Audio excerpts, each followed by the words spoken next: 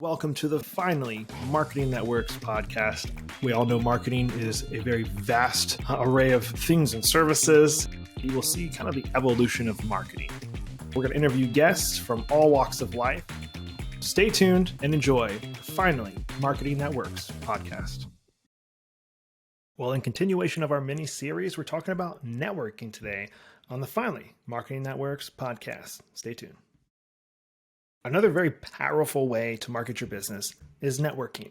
And some of you probably are cringing at the word networking. You're like, I don't like talking to people. I don't like being in front of people. I don't even feel comfortable talking about my business in front of people. I'm not confident. Okay. Hey, I've been there. And I still have those moments from time to time where I just feel like I'm not in the right space to be talking about my business or to talk with people that are possibly new. But I am a huge extrovert. And I love networking. I love going into a place, meeting random people and hearing their stories and what they do. But I know that can be very scary. So what I would encourage you guys to do is start small. Start with smaller groups. Maybe it's in your church. Just again, networking meaning just meeting people within your church and trying out like, okay, new group of people. Can I do this? Is that okay? And then joining a BNI. It's called Business Networking International. I have a love-hate relationship for BNI, but it does have its place and it does work. I've been a part of BNIs before. It's all about business owners who are a part of there, one per trade, so like one electrician, one general contractor, a pool cleaner, all that type of stuff. Only one per trade. It's all about passing referrals to each other.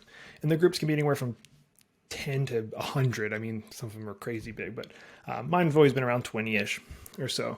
And every week you get a chance to stand up, talk about your business for 45 seconds to 60 seconds, and you sit down. It's a great way to get to know a smaller group of people that are going to hopefully be referral makers for you. They're going to pass referrals because they get to know you more on an intimate level on the business side of things. And it's a way to get comfortable in front of a smaller group of people that you kind of become friends with and build a trust with. It's a lot easier than just going to like a chamber of commerce, for instance. I'm not a big fan of chamber of commerce meetings. They're just sometimes ginormous, and I don't know. I just haven't really had a ton of success. I just feel like the feeling of a chamber of commerce is not the same as like a BNI or some of the others. They all have their place, but in the grand scheme of networking, not a crazy big fan, but try it out. Maybe your chamber that's close by you is awesome. But they're in every city, so they're all different.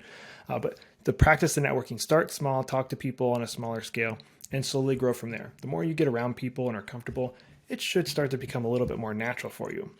But one of the things I see people screwing up on, in my opinion, with networking is they don't know how to talk about themselves. Somebody will say, hey, hi, I'm Mitchell. And they're like, oh, hi, I'm Bob.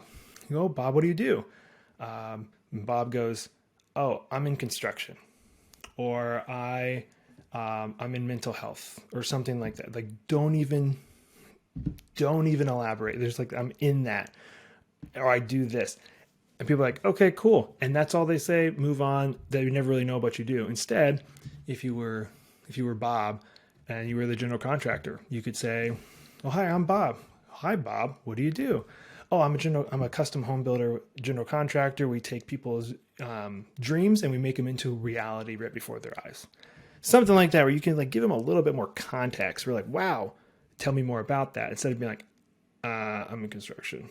Because for me, I did the same thing. People go, what do you do? I'm in marketing. And then I never heard anything more. Like, oh, great, another marketer. So I feel you guys. But give them something. Give them something to really invest in where they're like, wow, that sounds interesting. I want to hear more about that. I feel like that is the biggest thing people mess up on in networking is they don't know how to talk about themselves. So practice it. Come up with, you kind of should have it written, like literally written, and you practice it so it's kind of verbatim in your head where somebody asks you, you know what to say. And you're not like, well, I do this. Because if they do ask you and you're like, well, I mean, I help people. And if you're not confident and you're kind of like barely able to talk about yourself, like, are they going to also be confident in working with you or referring you? Probably not. So practice, be confident about what you do. Get ready for that question because you know it's going to come. What do you do? What is it that you do? It's coming. So be ready for it.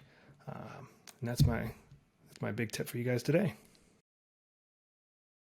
Well, hopefully, if you haven't done networking before, this will encourage you to get into networking. It is powerful. It's something you should be doing. It's so in my opinion, fun and great to do. I know everything with the pandemic changed a lot of that when it came to networking, but get plugged in. There are things to do around your community to do networking. You can even do networking online, of course, too. Not as fun, in my opinion, but it's still out there. So get plugged in, get to networking, and we'll be here next time with another podcast on the Finally Marketing Networks podcast. We'll see you then.